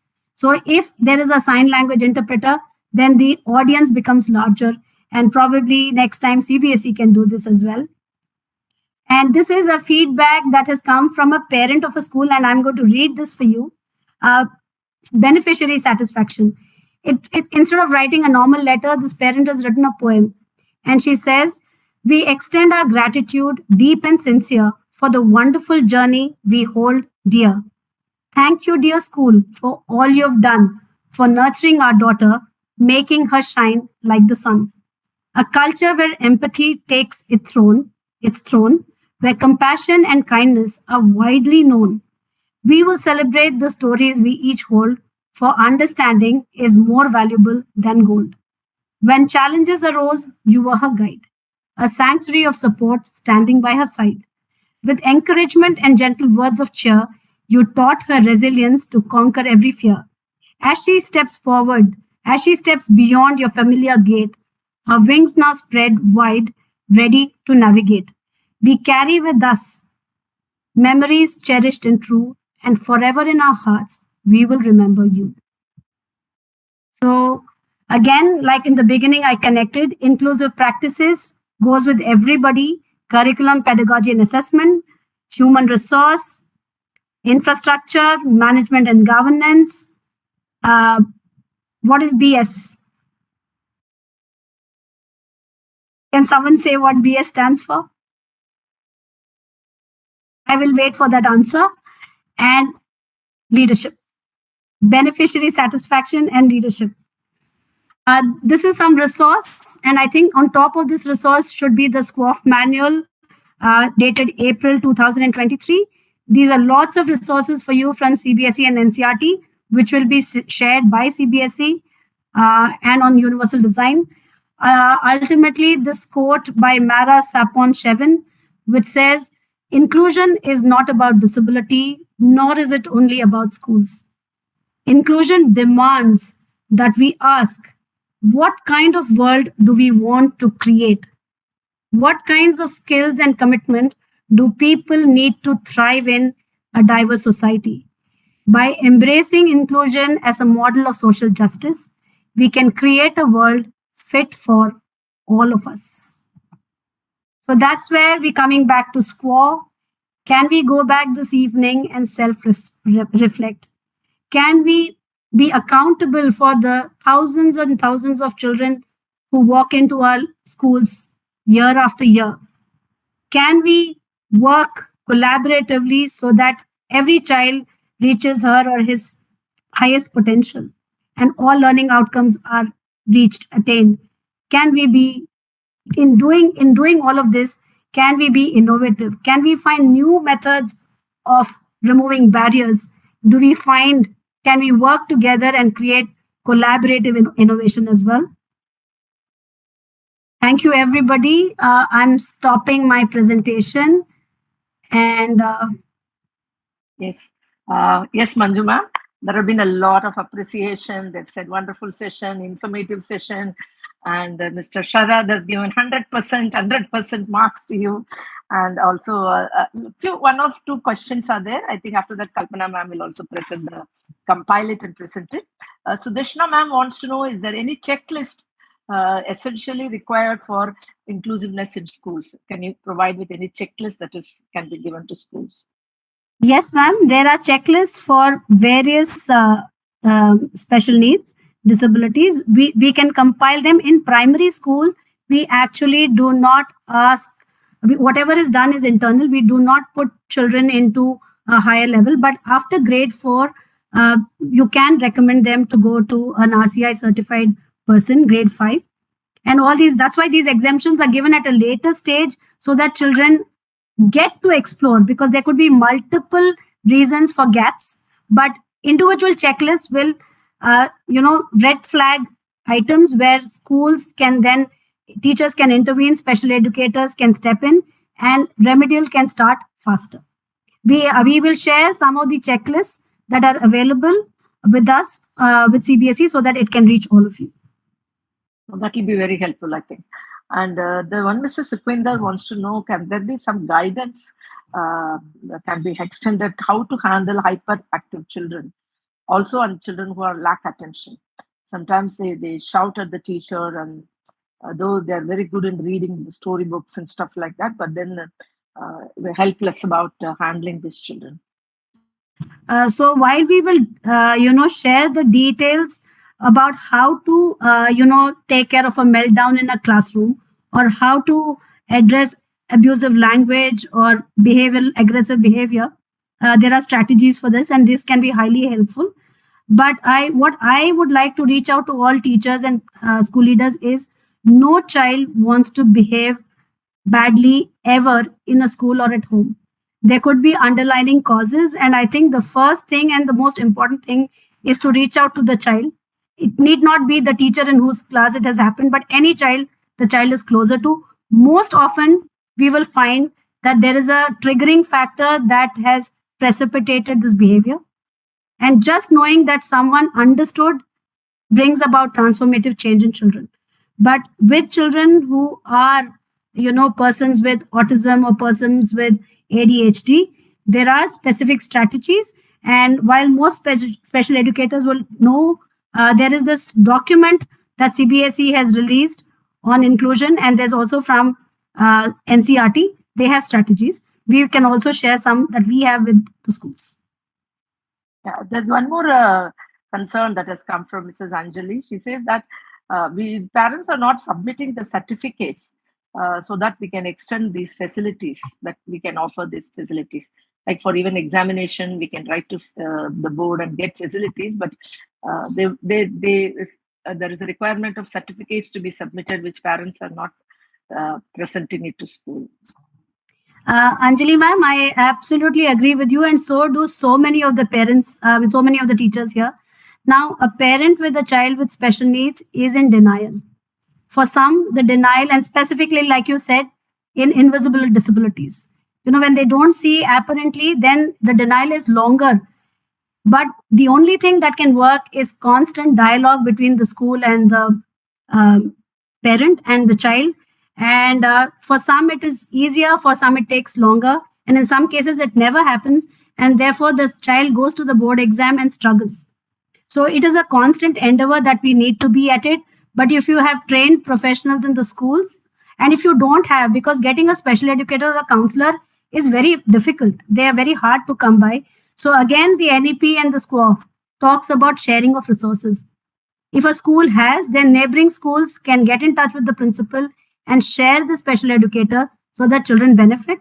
But it is a struggle, and like I said earlier, if parents don't buy into it, we cannot support the child with the exemptions that the board gives in. But constant dialogue and saying that it's our child, not yours or mine, but ours. Quite a number of few people have also mentioned about this. Early intervention from parents will largely help children. And there are not questions, but then many people have mentioned about, there is a one Mrs. Kanchan has mentioned, they had a special child, and CBSE exempted her from doing science, and she took painting and she got 100% in the examination, and that they mentioned. And also somebody has mentioned, Mrs. Vipin Nanda has mentioned, if there are 25 children in the class, I think we should have 25 ways of teaching. That's an interesting comment that has come. And for your that inclusion statement that you gave to pick up 2-letter words, 1-letter words, loads of people have appreciated it. They said it's amazing, wonderful. And somebody has mentioned that I can never forget this sentence in my life, like that. It's been appreciated. I think by and large, overall, otherwise, there have been a lot of positive comments, informative, wonderful, and all of that. And somebody has also mentioned that parents need a lot of orientation. Sangeeta ma'am says that parents need a lot of orientation to accept it and allow the child to explore life in a right way. That's another one. That's I think Kalpana ma'am, if she wants to wind up, I can wind up, Kalpana ma'am. Thank you, Shanti ma'am. Welcome. Yeah, thank you so much. I think that was a truly, truly amazing session, Manju ma'am. Very, very thought-provoking, very inspiring. I think it's come at the right time in between the SQAA series. We've already had 7 of them, and yours is the 8th one. And at the right time, that bringing the focus back from looking at structures, looking at documents and so-called evidences, and we are back to the point where the child is important. So we may have a few documents less, we may have a few practices here and there, but I think if we keep that NCLB in place, no child left behind. So I'll quickly, Anjali ma'am, if I have 5 minutes, I'll quickly share the inputs that we've received. Because I'm going by Manju ma'am's philosophy, no child. Please go ahead. So no participant left behind. Manju ma'am, we'll try and do that. I'm sorry if I could have missed out some of them, but this is what it looks like. Yes. So let me get it to 100%. Yeah. Okay. So coming to your inputs, I think what Shanti ma'am just said. So thank you, Shanti ma'am, for keeping that track behind the scenes, as well as Deepa ma'am, who's been very actively noting down and posting it in the WhatsApp groups also, all the information that has come. And do keep a track of while I'm talking if I don't miss out anything. Otherwise, I'll also have that FOMO, no, that I missed out something in the chat box. So I'll never forget that INCLU, superb, wonderful, super. So some of your taglines have become a big hit. All skills for all children. Awesome tagline. Excellent, well explained. Good quote. I don't need easy. I just need possible. And extended curricular support was a big hit. Somebody said it's like a pinnacle. And somebody also said that we call it enrichment sessions or performance enhancement sessions. Informative illustrations, very effective, worth attending with lots of examples. And as true school leaders, we can't forget the marks. So we have to come down to that 100, 6 times rather. Informative, interesting, comprehensive, useful, insightful, interactive. Thank you for the empathetic session. That was so cute. And amazing amount of peer sharing that has happened. I tried writing the names also, but it became a little too difficult to catch up because there was so much of sharing happening within the group. When you asked about the picture, what do you see? So there's a whole slew of things that came up, difference between equity, equality, a lot of again responses that came up, liberation, diagnosis, catering to the needs, equal opportunities, a lot of responses.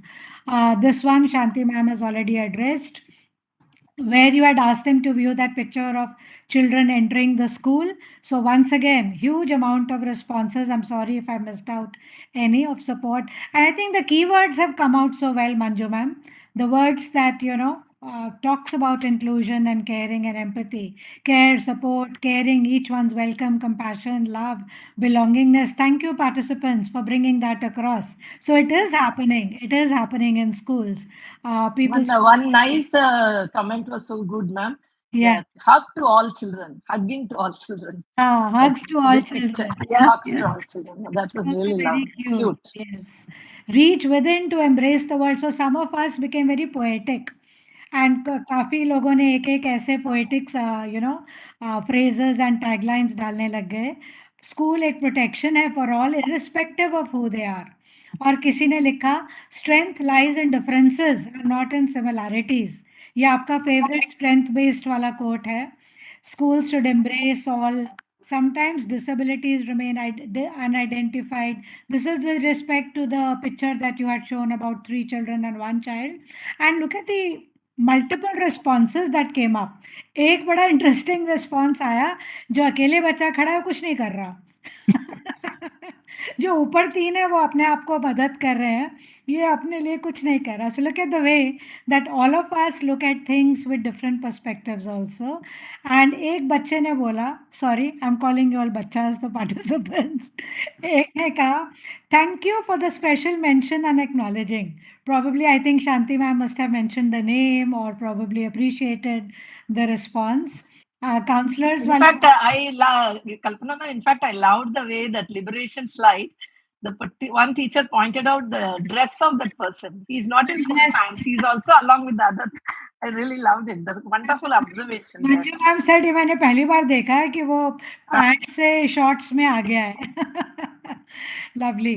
और ये एक बहुत अच्छा था जो किसी ने कहा, counselors also need to convince the parents regarding the need for early intervention, rectification, so that the child is empowered to thrive in life. Then be positive, think positive, taglines आ गई. फिर all students feel from. So एक और tagline है Manju ma'am, people have been inspired by you. From sight to insight. Let us together carry eye and go on for inclusive learning. Then easy to tag a child, but we need to identify why she or he is not doing, and we need to handle. And my special compliments to this person, because they mentioned she and he. And maybe when we start writing they, then also it starts becoming more inclusive. Together we learn, play and grow. Another tagline aa gayi aapki.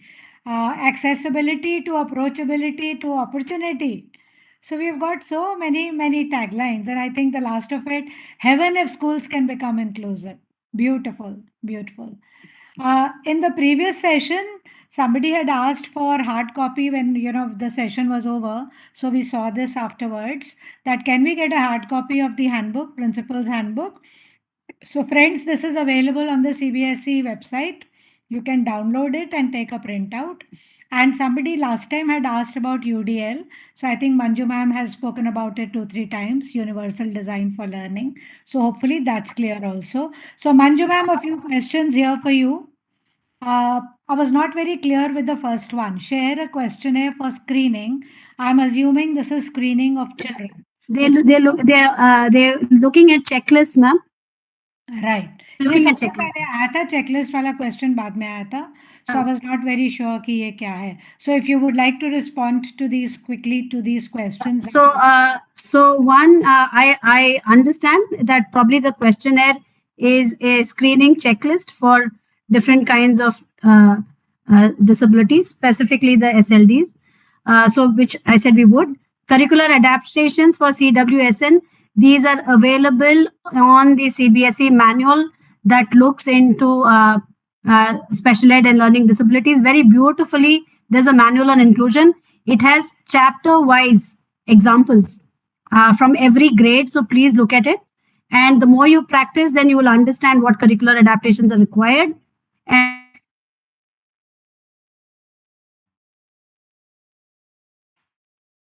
So, Manju ma'am, can you hear us?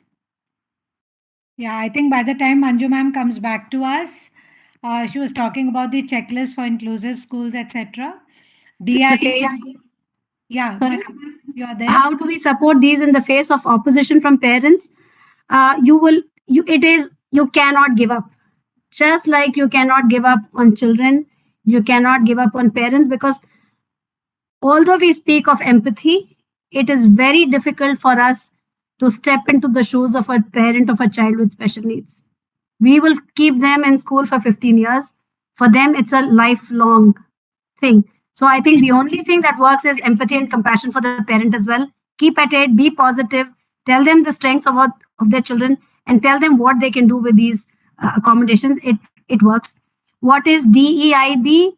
It is diversity, equity, inclusion, and belongingness. This movement. This is the buzzword today in the world, that the more diverse a school is or an organization is, there is a greater sense of belonging in its stakeholders. Will access to mobile phones to students in the classroom in the name of digital liberation be fair? Not today, but probably 20 years from now, this will be a reality. It is in some schools. In all, whether it is adolescent education, whether it is digitalization, I think the only thing that you can do is empower your students to make the right choices. You cannot be draconian and say this cannot be used, because that was the way they will learn in the future. So can we do that? Are you talking about multiple intelligences of learning styles? I'm talking about multiple intelligences separately, saying that children have interpersonal intelligence, or they could have kinesthetic intelligence, or they could have verbal intelligence. That's one part, or even spiritual intelligence. Learning styles are the way they learn. Are they auditory learners? So, or are they, visual learners, or are they people? So there are learning styles, and what typically happens is the teacher typically teaches in her learning style. So if she was good at copying from the board, she writes extensively on the board, because she felt I learned very well. But this understanding of children's multiple intelligences will enable her to cater to learning styles. There are also learning style checklists that are available in Google. When you start a year, I would suggest take down that checklist for grade specifics, give it to your children, and then tailor your class for the rest of the year based on that. Denial by parents, I've addressed it. Just keep at it, talk to them, invite them over coffee again and again. Go on home visits, try to understand the family better. Picture clarity in some were not very clear. I shall try and give CBSE the lesson plan better. Every city does not have a certifying authority. If I understand, every government hospital has a psychiatry department which can certify. But if not, then you might need to go to the nearest district hospital. It can be done there. Parents do not undergo required procedures to get the documents. We've addressed that again. Parents are also scared and don't know how to help their child. Very true. And many times parents do not, even if they understand their child needs, the exemptions, they do not want labeling. They will ask you, kahin us pe likha to nahi hai report card mein special needs. We don't want this to be something that our child will be scarred for, not knowing that having this is like an extra bonus. Everywhere from higher education to employability, children who are diverse in their needs are going to have more placements. There's a company called EY, Ernst & Young. Since 2016, they have been reserving 50% of their jobs for neurodiverse people. And they've created a culture in that organization where people with neurodiverse behaviors are supported. So this is going to be the future of the world. So we need to, understand ourselves and then explain that to the parents. Need for special educators and counselors. Yes, they're very hard to come by. So in your hubs of learning, please share. Those schools that have, please share. We need guidance on how to handle children hyperactive. We spoke about this. There are strategies. We will share with them. Classmate shouts, but excellent readers, we've done this. Class 10 subject exemptions, I've shared it. We will share that link again with CBSE. It's there.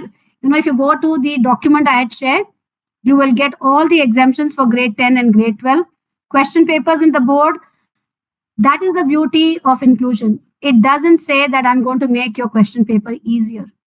It's going to have a standard question paper because these children are going to be working and playing with everybody in the world, and we need to make them stand up to that level.